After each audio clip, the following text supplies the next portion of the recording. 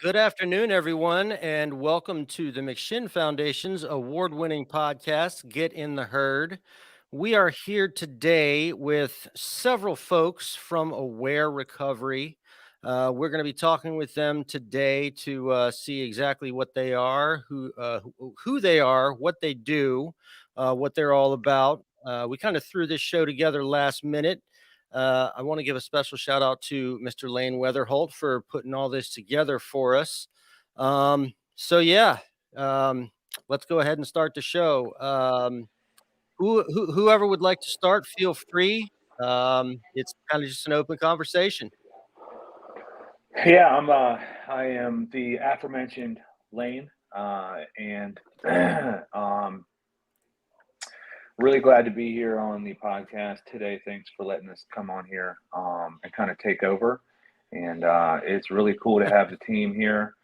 Um, and yeah, I mean, basically, I just wanted to get aware out to the masses, those who are looking for um, I mean, really, the more assistance that is available to those suffering from substance use disorder, the better. And so we have a very unique treatment option for potential clients, and I just wanted to bring everyone on here and talk about it.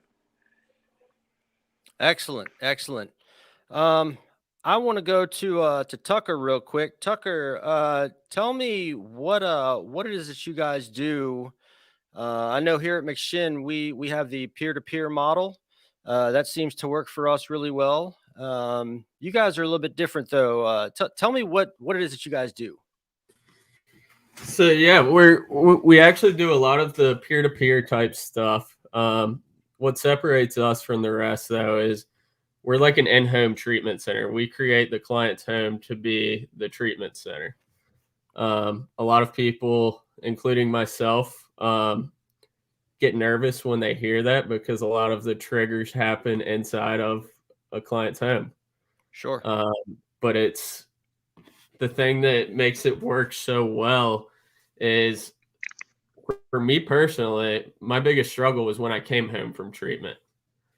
And so we're helping the client get comfortable with themselves, set up the right tools for them to have long-term success inside of their own home and navigating those triggers along the way with the client. Gotcha. We help them find meetings in the area, but the goal is to really, we start by meeting with them 4 times a week. We slowly navigate down to 3 and 2 and 1. The goal is to long-term have the client find all their own resources in the community so that we're slowly letting go of that attachment. Right. Now when you say triggers, I know that a big trigger for me is having to sit with my emotions, and that has a lot to do with my mental health. Um, what do you guys do to? I mean, do you guys specifically address any kind of mental health, or is it all just abstinence based, or what kind of model do you guys have for that? So we have a whole curriculum and a bunch of different interventions that we cater to the client's needs. We obviously start with what a lot of people in the recovery world are familiar with, and some SMART recovery goals, and figuring out what kind of is the base of um, the long term and short term goals that we're trying to work towards.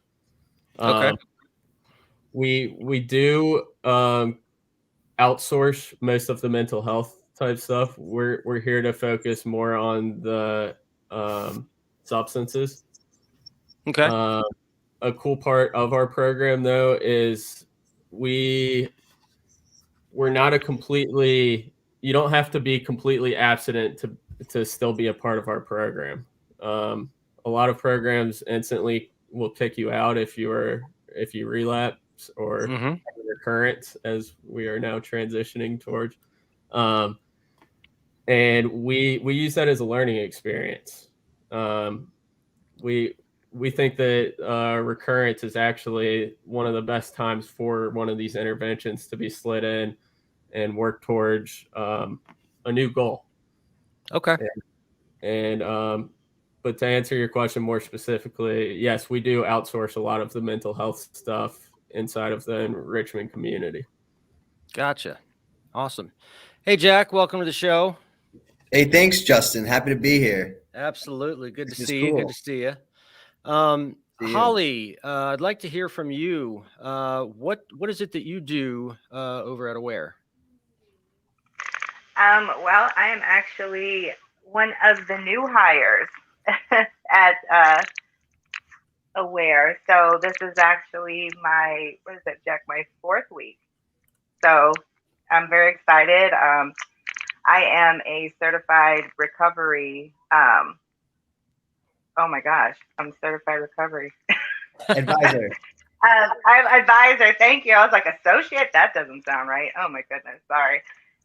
Pretty much right now we are building up Virginia, and so far we're doing really well. I'm on a team with Miss Victoria. Well, we all are a team, but her and I are kind of, I guess, partners, you would say. And we have one client right now that we see, and it is 4 times a week. So it's pretty intensive. As Tucker was saying, we kind of phase out as time goes on. But right now, as it is needed 4 times a week, and we are just right now actually on week 2. So just learning and building a rapport and building that framework where you can have trust, and it's a two-way street, of course, with everything. But it is very important that that our clients and that we are able to have that connection and have trust to be able to progress in any type of recovery and to figure out what is needed. So Trust is huge. That's a Oh, yeah. that's a super huge piece. We've got a couple people that are just audio, no video. Looks like we lost Takia. Angela, I'd like to hear from you. What is it that you do over at Aware? Hey, how are you? Oh, I'm there sorry we I'm in go. the vehicle. But I wanted to be here. How you doing? Good. How are you? I'm brand new to Aware also. I was part of the second wave of hiring. I'm also a CRA, ready to get my feet wet. I've been doing a lot of training, a lot of like just group mentoring with Jack and some others, just trying to make sure clients up and going. We getting acclimated to Aware. So I'm just glad to be here. Well, we're glad to have you here. Let's see. It's Vanessa, right? Or Victoria. Victoria. Okay. Sorry. Victoria, what is it that you do at Aware? And actually, if you can answer me another question, how long has Aware been around? Oh, hello, Jack. Right. Hi. I've had it like crazy. Everybody saw that coming, right? I So don't know. what, Jack, is it 2014, 2011. 2011? Okay, so it's 2011. Oh, wow. Okay. Yeah. So, and I'm a certified recovery advisor as well. And I've worked in the community for a good bit. I've worked closely with McShin as well, Journey House, Pinnacle, Mount Regis, and a few other places. And so I just, but I really love Aware. It just has something different about it. And I really appreciate the different approach that we're taking and just bringing it into the client's home, where the client is going to go back to at some point. And I do remember having that same experience in my recovery journey as well, just kind of being in a place with ponies and art and no jobs, frolicking in the forest for a month, and they're like, "You're better," and I'm like, "I think I am," and they're like, "Go home," and I'm like, "No." Right. And I can pet horses here all day, and I'm like, "No wonder I'm better," and then I get kind of sent home, and I'm like, what is this, back into that zone. And so it's really cool to kind of get with the clients. And one of the things that I really enjoy doing is I was actually with a client right before this, and we're actually planning to go to an art show together, start a recovery based book, like, what is it called, like a book reading book club. Yeah. And she's around my age, and she's like, "I sound like an old lady." And I'm like, no, you don't. You sound like someone who's learning to have fun again. So it's just really about, like, the opposite of addiction is connection. So just connecting with my clients, making them laugh, going to a comedy club, just my client hasn't done art in years, and she's getting back into art again. And to just see her smile and find what makes her happy again is just something so beautiful that's a part of this process. And I just absolutely love it. That's awesome. That's really cool. That's really cool. Joe, talk to me, buddy. What's going on? Hey, how's it going, man? Going good. So Great to be here. you're coming on board soon, right? Yeah, I start January 4th. Okay, cool.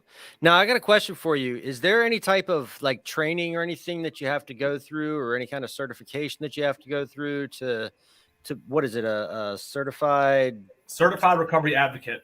Certified recovery advocate. Okay. Yeah. Advisor. Advisor. Advisor. Okay. I'm really new. It's not even my first day yet. So no, that's cool, man. Like I said, what do you have to do to get on board there? So to get on board, standard stuff for most recovery coaches. I've worked for a few places now, background check, fingerprints, TB test, drug screen. That's kind of the standard procedure for hiring in this field, I feel like. Right. Also, I'm a certified recovery coach. So I had to get my 72-hour class done to be a peer recovery coach and get the test taken, the hours. I don't know if that's standard for everyone. I think I don't know the deal on that, but that's what I had to do to get my foot in the door with any job I've had in recovery, being a coach, honestly. Right. And then I talked to Lane a lot, so I know there's like a couple weeks training they go through with mentoring and different types of training, and some shadow work with another coach that has more experience than you. Work with the clients, and we're rolling out to Virginia. This is an all new project here. So, I think marketing just started here. I heard some commercials on the radio yesterday, which is really cool. I was driving around, and I know them. I'm a part of them. So I was really excited to see the marketing rollouts happening. And we got a couple clients out here now. So it sounds like a really awesome pathway. It's a new model here. I'm excited to be part of the company, growing new company in Virginia. So, I know a couple of staff here, and I've heard some things about other people that work here. It sounds like a really awesome place to work. I'm looking forward to this team just doing great things in recovery in the very near future. That's awesome, man. That's awesome. It's so cool that, these recovery organizations can come together like this, for the common good. I think that's a really cool thing. It's not like there's a competition out there or anything like that. We all do everything that we can possibly do to help those who are still sick and suffering.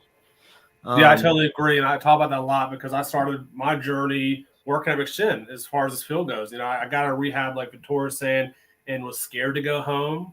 A lot of triggers there, like, I get to be an adult all of a sudden after 30 days in a facility. It wasn't. So I luckily ended up at McShin's parking lot and just went to meetings every day and got connected. And I started volunteering there, and that's led me to a great new career where I get to help people. That's what it's all about. Like, I get to help people now. Yeah. I tell you, one of the biggest things for me personally in my recovery has been staying around the right people, and being involved with those people that are in recovery themselves, and people that are going to help me and not I guess hurt. When I first, this is my second go around. I'm at McShin right now, obviously. this is my job. It's also more of a home for me. But I remember my first go around, I stayed for 6 months and then moved in with my sponsor. And,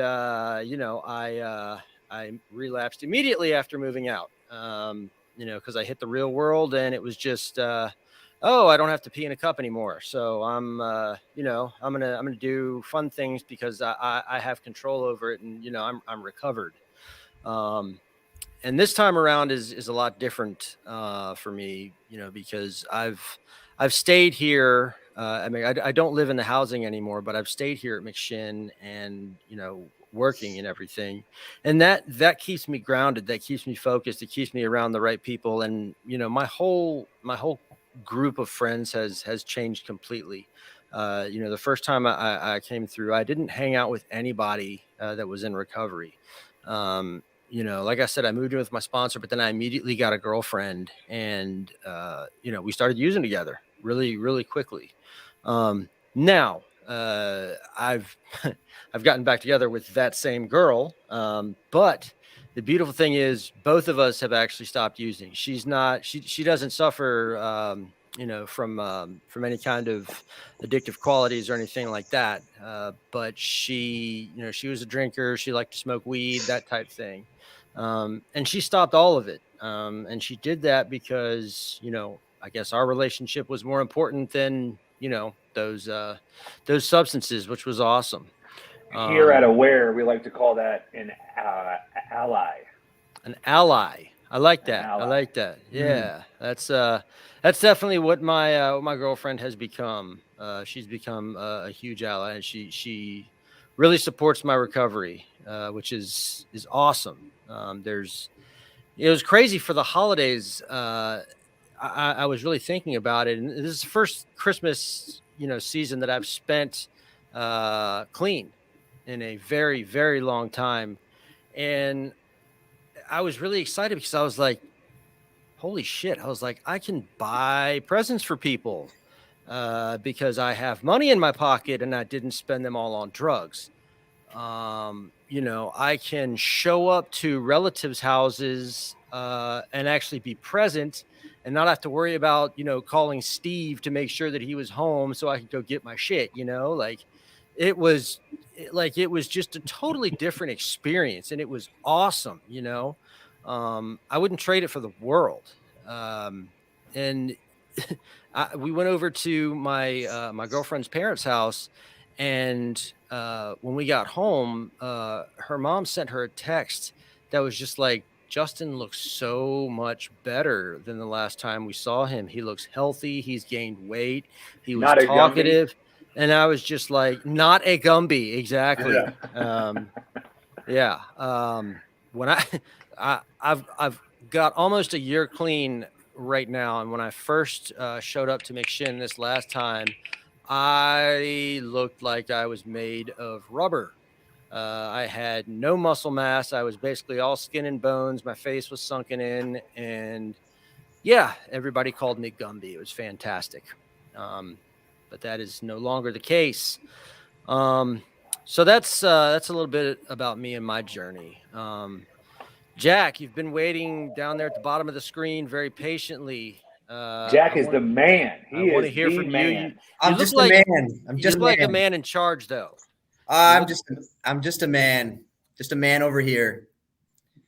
My name is Jack O'Sullivan, as it says on the screen. I'm a CRA trainer on the expansion team, which is very exciting. It's very exciting. I enjoy it. I go and travel and help open up new agencies in new states, which is really exciting as we continue to grow and grow and grow, and we're growing. So it's like, we're in Virginia now. Prior to this was 7 other states over the years. And since we've got some investors, we're now able to take it even further and do multiple states a year, which is really cool. That's awesome. That's huge. So I'm just excited to be part of this movement. working with some awesome people and training some awesome CRAs that are here in this room right now. Everyone is great. And it's just exciting stuff. I'm in long-term recovery myself from drugs and alcohol too. So I'm on that journey that doesn't end. Right. And is a a daily process for myself, and a day-to-day, month-to-month, year-to-year, however it is, I'm on that journey and will continue to be on that journey. So minute to minute sometimes.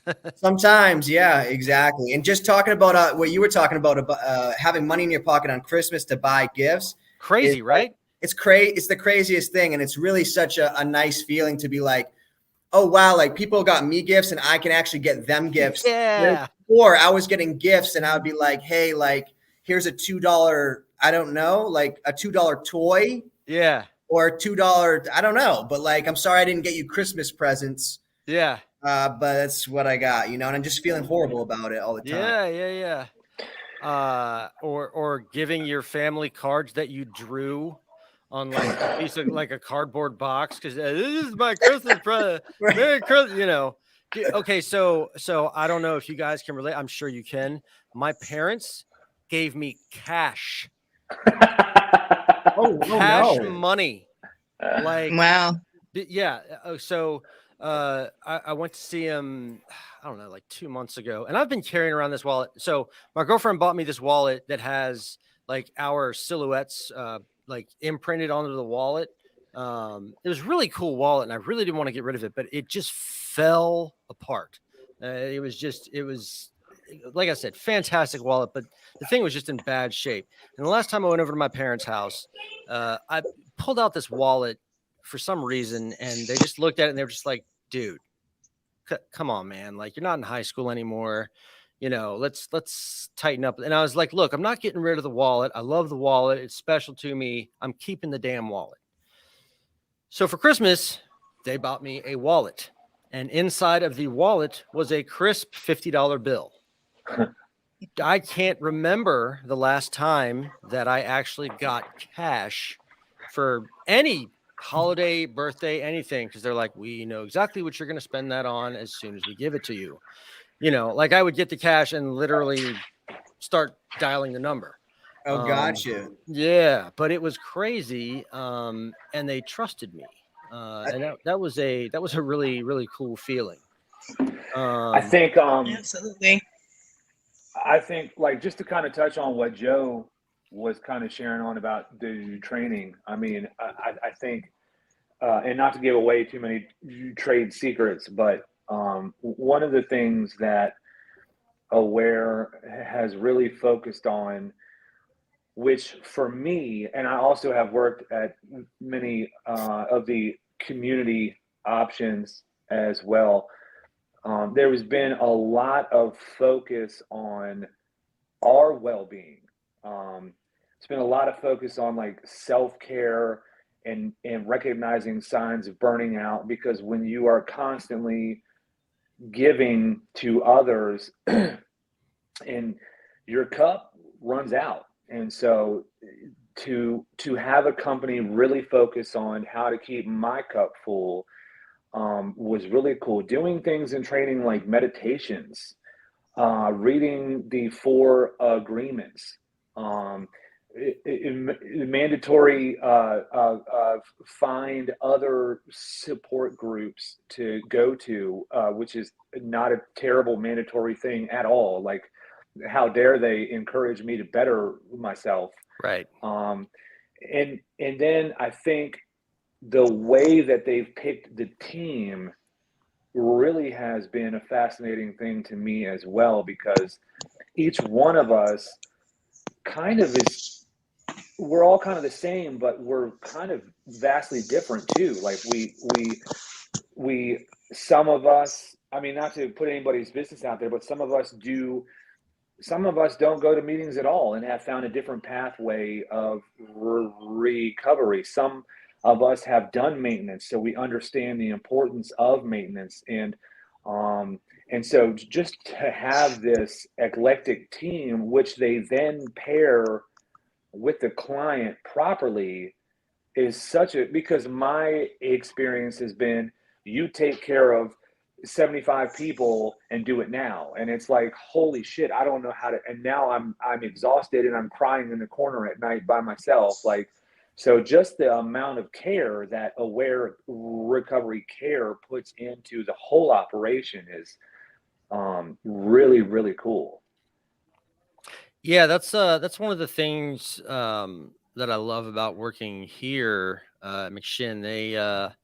They're very much into, if you need a mental health day, take a mental health day. Everybody else here will pick up whatever slack there may be. If you want time off, take the time off. You're still going to get your paycheck. If you need to leave for an hour or so and just go sit in your car for a little bit and freak out, if you need to do that, go do that. That's kind of what I love about working at, a recovery organization in general. There's that constant, and you get constant reminders too of like, are you taking care of yourself? Are you dealing with your own personal issues? Because I think it's super important, because I mean, how can we help other people if we've got stuff going on inside, if we're not dealing with our own issues. And let's face it, I mean, we're all still sick, so I want to give a shout out real quick to Jason Cox. He is either still watching or was watching or whatever, but Jason Cox is really cool. I don't know what he's doing these days, but he's been on the show before. Really cool guy. I like him a lot. So, hey, what's up, Jason? He's working. He's working down at Sarah. Oh, okay, cool. I've done some work with him down there. Nice. I'm not sure who Denny Wilson is. Do you guys know Denny Wilson? Okay. Well, hey, Denny, how's it going? Nice to see you. Thanks for commenting. So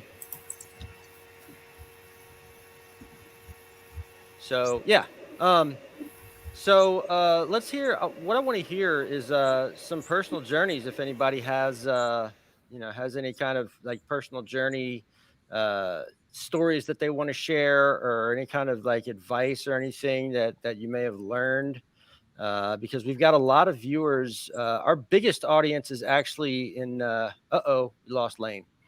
Our biggest whatchamacallit, I can't think of the word I'm looking for. The people who watch us the most come from jails and institutions. We actually distribute this podcast for free to over 48 jails and institutions around the country.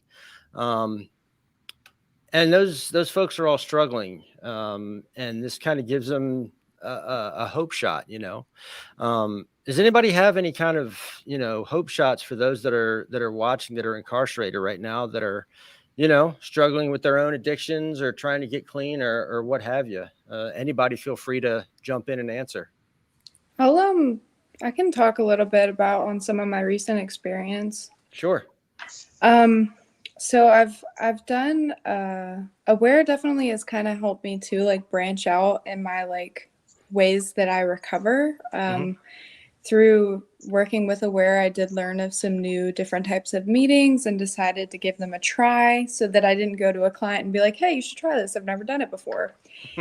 And so there's definitely a lot of different pathways to recovery. And for everybody, it's different. And I would definitely just say to anybody, like, whatever works for you works for you. And a lot of the stuff that kept me running was just a lot of guilt and shame of, never being able to do it right, or at least feeling that way. And just striving for perfection. I remember, one of the first times I got clean, I didn't do the steps because I couldn't do them right enough. And that was not per se of my sponsor, that was per se of me. And so I was just afraid. And then I decided to pick and choose which amends that I was going to make based on how much hate I had for that person. Oh, awesome. Yeah, I know, right? We love it. Yeah, it didn't last very long, I'll say that.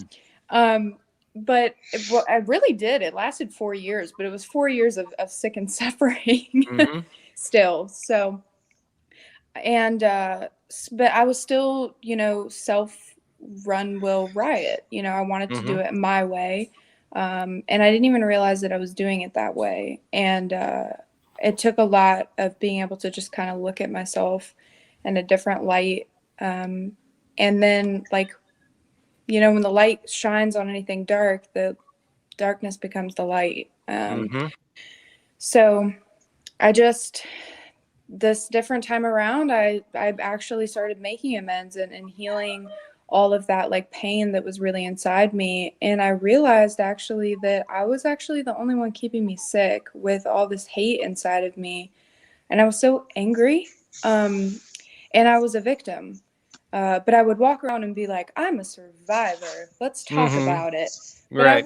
I was still a victim. I was still in the victim role of like, everybody's out to get me. All these people hurt me. And so I don't like them and I'm going to protect myself. It's always everybody else's fault. Exactly. Yeah. And, but I still didn't even see that I was just a victim of myself and all my experiences. So once I started to see that, I made amends with, two people in my life that I swore I would never make amends to, which was my dad and my stepmother. And I actually made amends to them this year. And I had Christmas with them this year for the first time since I was a child. And it was the best experience ever. I wasn't full of hate or resentment, and I just let it go. And I could just feel God and my higher power, whatever it is, universe, the great outdoors. I just felt it moving like in my life for once. And we sat and we laughed. And, my sisters walk in the room and they're like, oh. And then, I think that this one sister hates me, so I don't want to go because she didn't respond to my amends letter. And she walks in the door and she's like, I love you, but I lost your letter. And I'm But like, I lost your letter. yeah, she's like, I lost your letter. And she's, hugging on me. And we're just chatting for hours, and I spent the night there. And then I get this long text from my dad telling me how much he loves me in his life. And I just realized that like the answer is always me. Like I am the person that can change whatever is around me. And when I change, the things around me change. So I notice when I'm like complaining about the things around me and my surroundings, it's because something of that frequency inside of me is matching that frequency. Yeah.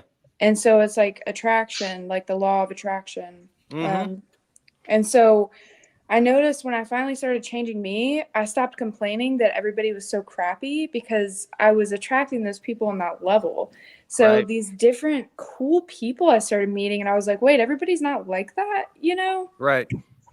So yeah, just, the steps can really cultivate a spiritual awakening.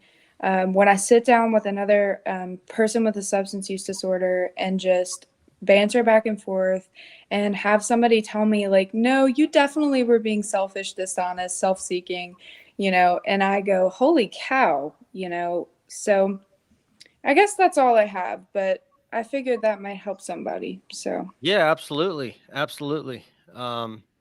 Yeah, that's I can definitely relate to that victim mentality. Um, I for the better part of my active addiction, I was definitely blaming everyone else. Um, I have to admit, when I first started using it was kind of fun, but then it stopped being fun, and it became a necessity, and that's when the fun really stopped. But like I said, I was, and for the longest time, I blamed my current girlfriend, who was my ex girlfriend, but is now my. Anyways, yeah, I blamed her for a lot of it, um, which wasn't fair at all, because none of it was her. I mean, we are the way we are, and we make the decisions that we make. And I could have asked for help at any point in time, and I just, I felt, I guess you could say, I felt stuck, I felt trapped, and I really thought that my using was the only way out, but the more I used, the further I sank. Um, Haven't heard from Holly in a while. Oh, wow. Just wanted to put you on the spot there real quick. I see. Goodness. Yeah. No, seriously. But I want to, like I said, this goes out to over 48 jails and institutions. Holly, do you have anything to say to the people that are currently experiencing incarceration right now? Actually, yeah. You know, I pretty much, you know, throughout someone's life, and this is where I can relate, my teenage years, you know, I don't think from the time I was 13 to 17 that I wasn't incarcerated. And it became a almost home away from home, and then it became a home. And you start to rely on almost being institutionalized. You expect things to be a certain way and structured. And then when you get out, it's like, oh, well, that structure's gone. I need something to cope with that. Well, let me pop something real quick to cope with that. Yep. And it just is a cycle. Well, I had to go and steal this to get money for this, and the police found this. So guess what? I'm back at square one. Right. And I think it was just constant. And then when I hit 17, almost 18, my probation officer said, look, this is it. Either you shape up or you're in big girl jail now, you know? Mm-hmm. And I was just like, you know what? I'm just going to be smarter and not get caught this time, you know? So you just think, I'm smarter. I don't want to go to big girl jail. Right? I don't like sharing underwear with people. You know, it's like you just try to be more sneaky or smarter because, you know, everybody knows best. Yeah.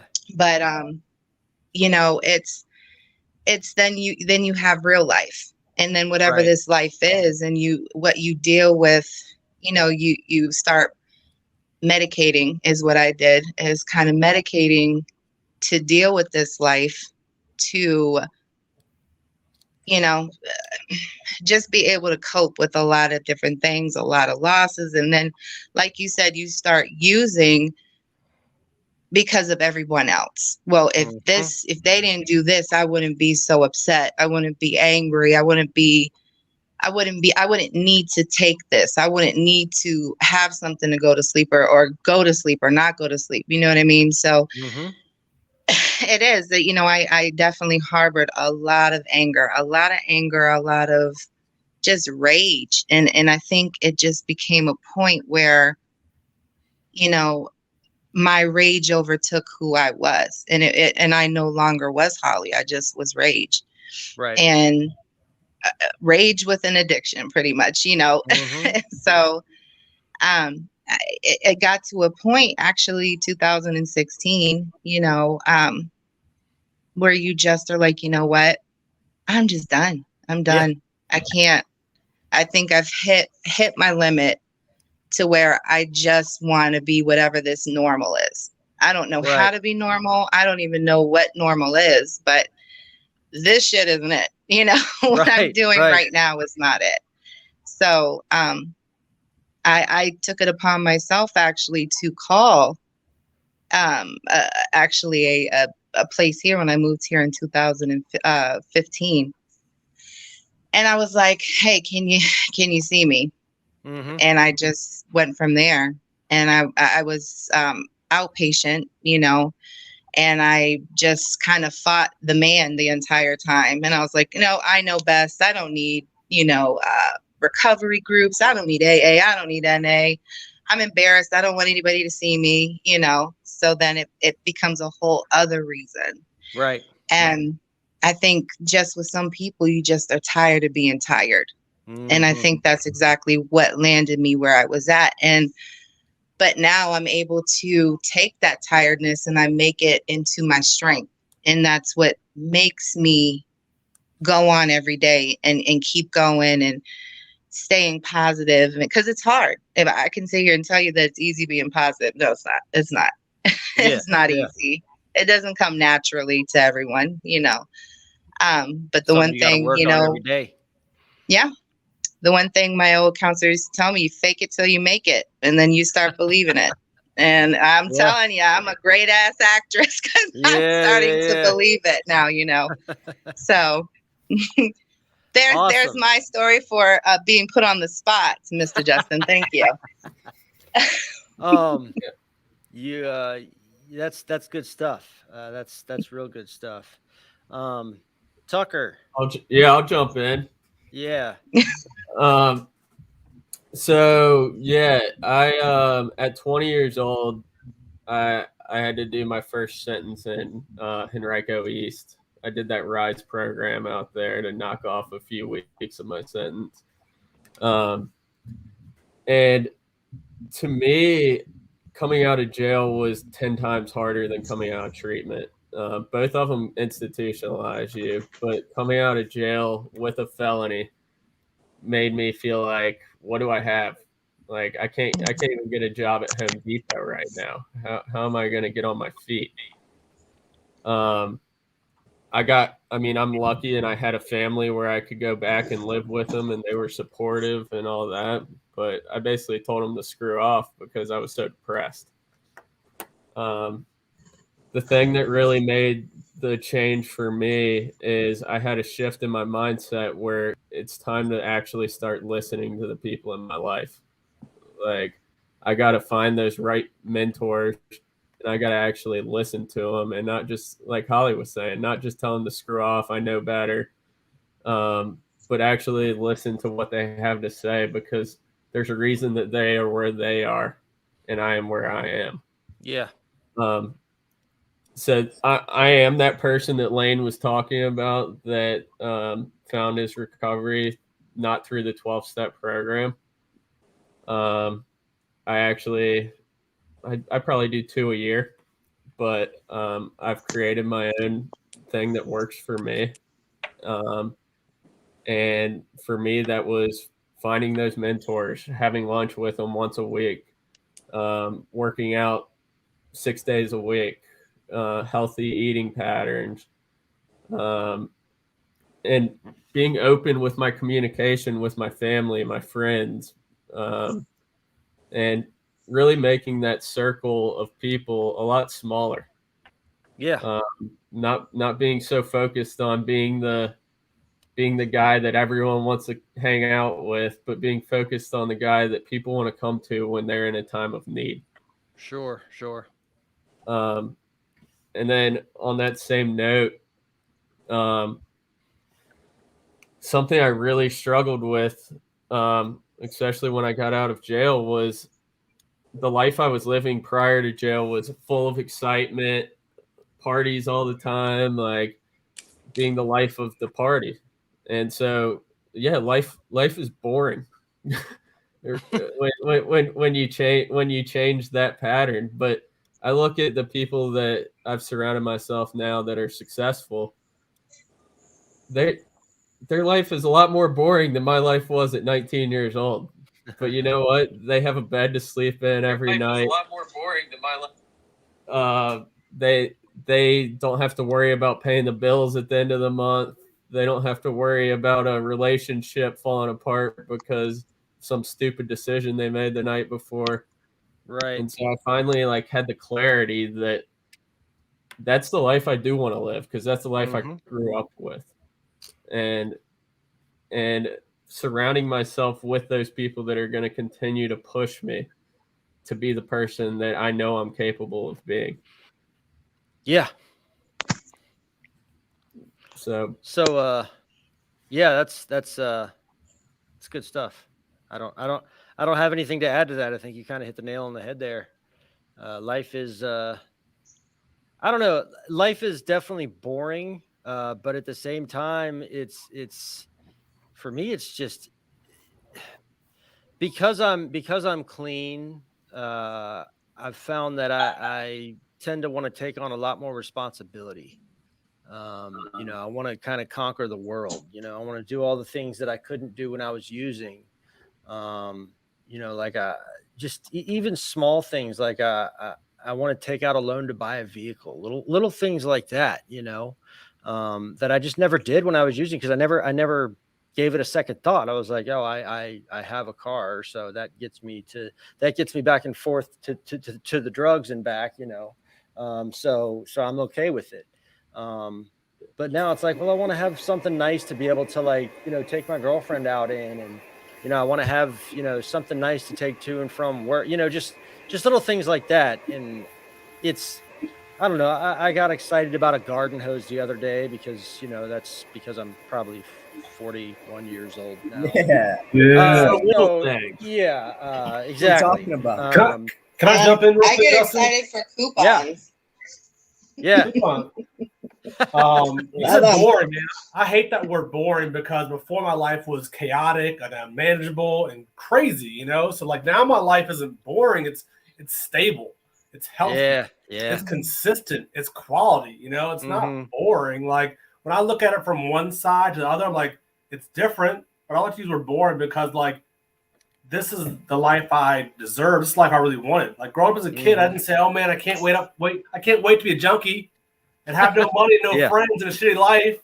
I always run from the cops and doing shady stuff, And now I'm like, I have that quality of friends. I have relations with my family. I have a great girlfriend. I have a great job. And that's a life. Like when I look back to being a little kid, I never knew what I wanted to do, but I knew I wanted to have a good life.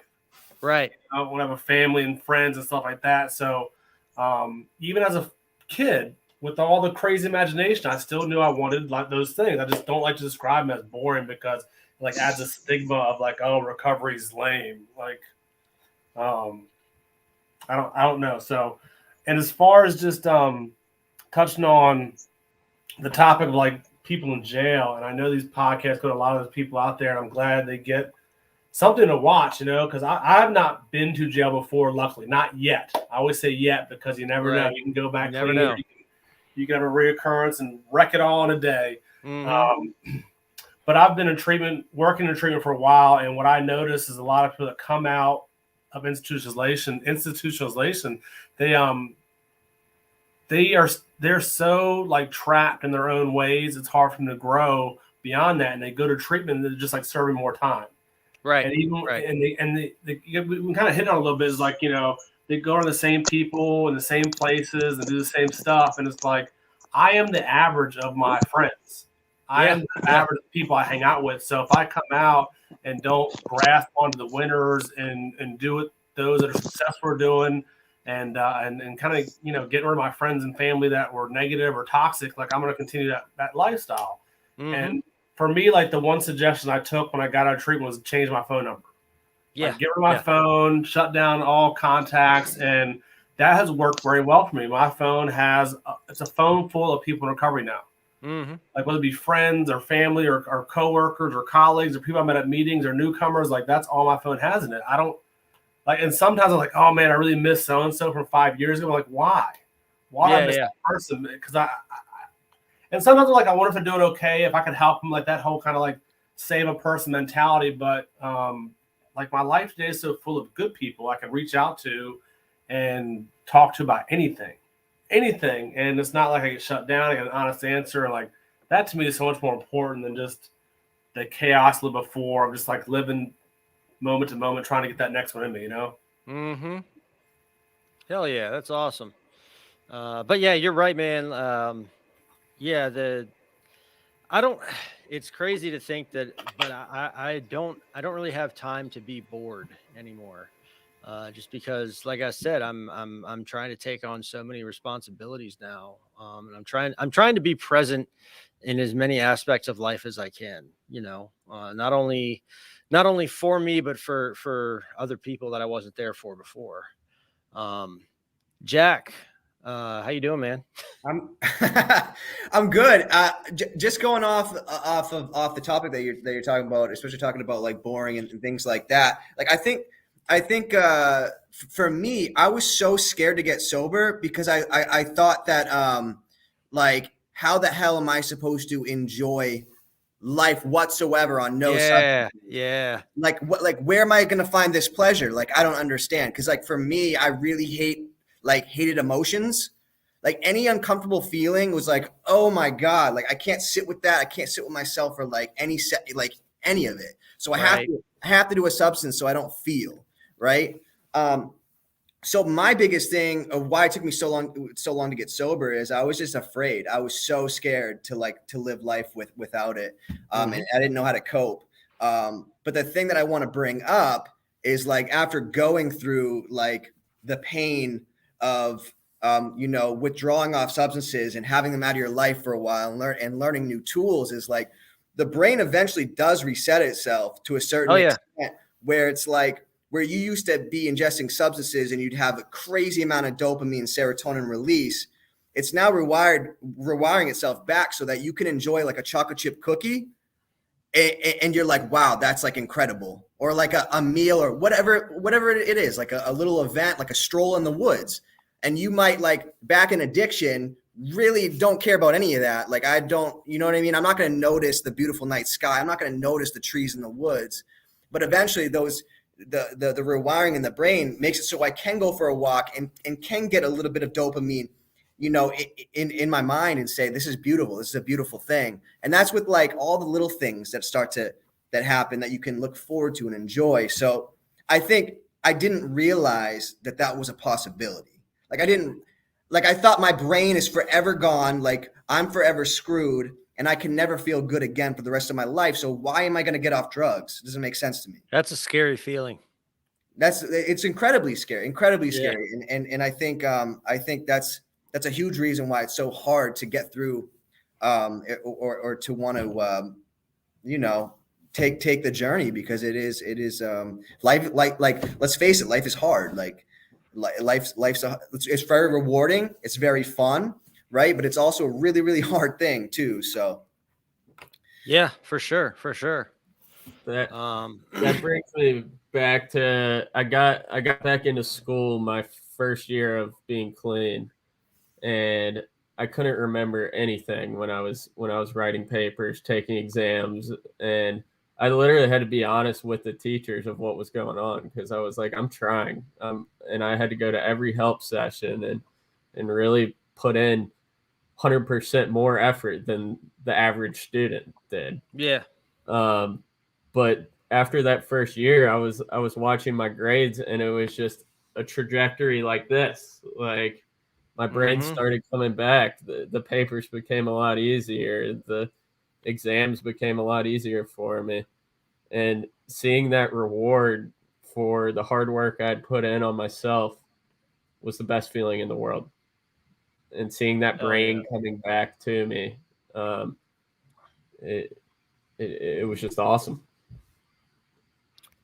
My memory, I thought I had a good memory before. I've done a lot of memory destroying substances, but I found that since I've been clean, my memory has actually been a whole lot better.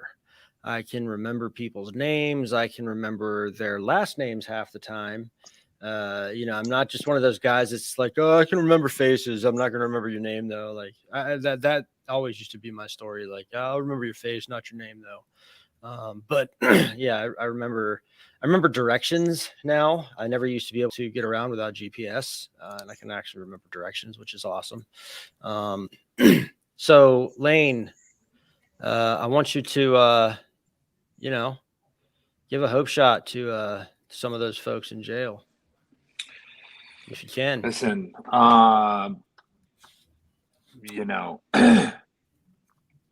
January 21st, I will hopefully make it there, and I will have 6 years of continuous recovery from all substances, mood and mind altering substances. And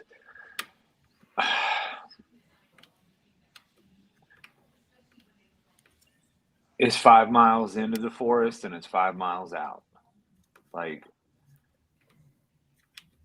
I know that, like, I got clean and I didn't have custody or visit and it was like I got to get a job, I got to get a car, I got to get a place, I got to get my son, I got to get this money, I got to pay these bills, I got to fix my credit, I got to get a girl, I got to have my family, and it was like overwhelming how fast I thought I needed to have all of these things. And some of them I got, and it was overwhelming when I got them. I wasn't prepared for them, and sometimes I'm still not. So I think remembering to try and like give ourselves a break, um, and to slow the hell down, because it's so important. What I thought was important, which it was, but all that stuff is relatively easy to get. I mean, if I'm being honest, getting a job, getting a car, looking good in front of a judge for visitation, all that stuff is relatively easy to get. But at the end of the night, I still went to lay in the bed with myself, and my brain was the thing that was so fucked up all the time. It was like, God, like, why won't it shut up, man? Like, how do I fix this overwhelming feeling of sadness or impending doom or hatred for myself, or like I've done all these things, look at all these things I've done, and yet life is still whipping my ass, like Victoria said, the victim mentality. Like, I'm doing everything I'm supposed to do, why can't I get a break? And um the trick is longevity. It takes literally, if it's 5 miles in and it's 5 miles out, and there's no shortcuts, there's no easy way out.